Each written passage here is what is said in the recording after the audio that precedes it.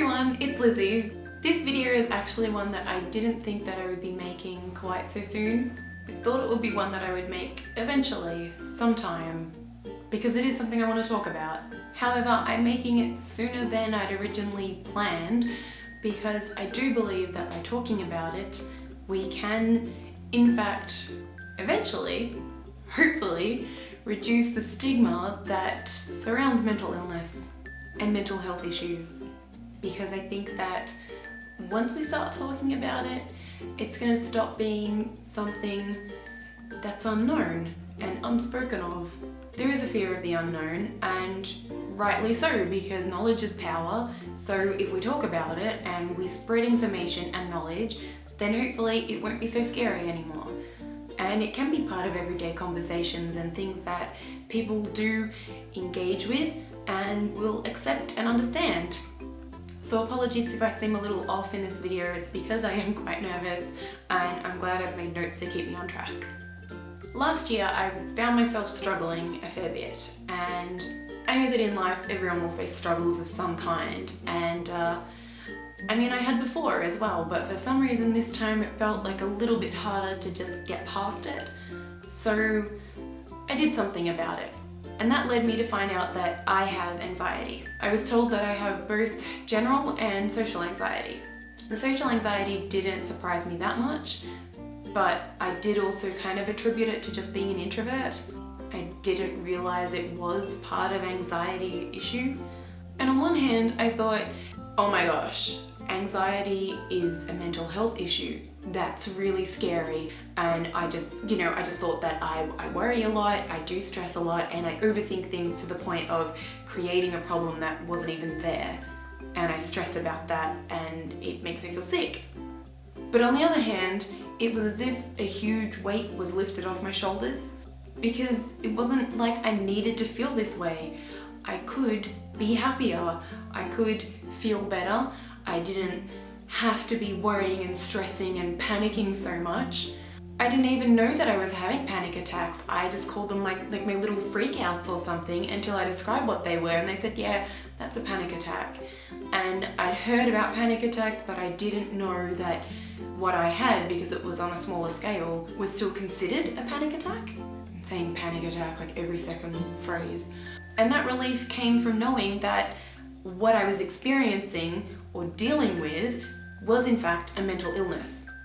It wasn't something that was happening in my head, and it was something that I can now learn about and deal with and get better from.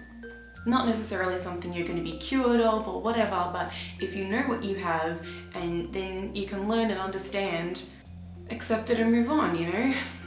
This is kind of contradictory because I have been told that I'm unapproachable, and I accredited that to the fact that I'm an introvert, I'm shy and I'm quiet. But now I also know it could be because of my social anxiety and my tendency to withdraw from crowds.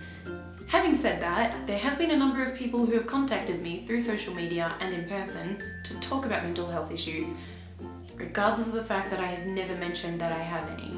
I'm mentioning this because it actually makes me really happy when people want to talk to me about these kinds of things, because I do think that I'm a good listener, and I think that I can give some good advice sometimes. I'm on Tumblr a lot, so if you ever do want to talk, that's where you'll find me. And you can also talk to me anonymously on Tumblr, and you don't even have to have an account. I see a lot of people struggling with feelings of being useless and of worthlessness. While this sounds cliche, no one can be you. Only you can bring you, because nobody else can bring what you have. Even if you feel like you're useless, you're worthless, you don't have any talents, you're certainly not alone in feeling like that. I do, however, believe that one day you will find what your talent is, or whatever it might be, and you'll be so thankful that you didn't stop trying to find out what it was. Because I feel that regardless of who you are or where you are in your life, that you have something that no one else in the world has. Everyone has something different. You might actually have something that someone else has, but you can bring it in a different way than they can. So in that fact, you are still bringing something new. And I don't feel that I have to believe that to get me through life or anything. I honestly believe that. And I'm still searching to find whatever it is that I have that I can bring. and it will be amazing to find out what that is. Just before I finish up, I want to say that if you don't feel like you or not as happy as you think you could be, there is no shame in admitting this or seeking help somewhere. And if I can, I want to urge you to do that. Seek that help from someone, whether it's a counsellor at school, a teacher, your parents, your friends, or if you don't want to talk to anyone that you actually know, there are a couple of organisations that you can go to find some help. One of my absolute favourite organisations is To Write Love on Her Arms. And if you've never checked out To Write Love on Her Arms, I recommend you do that because they have an amazing Tumblr, Instagram, Facebook page and website.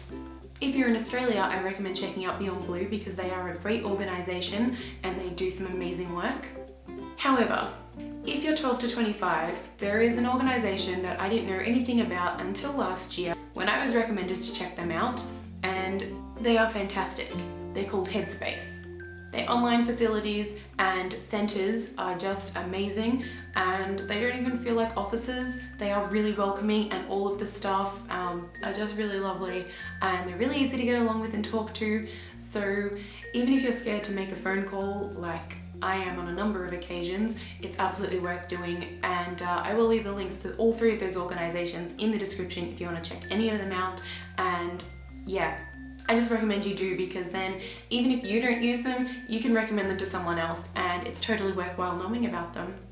Anyway, that's it for this video, but thank you so much if you watched to the end. It really means a lot to me. I hope you've enjoyed this video, and if you want to contact me anywhere, if it's on Tumblr anonymously or you want to use Twitter or anything else, my social media links are in the description along with organisation links and websites.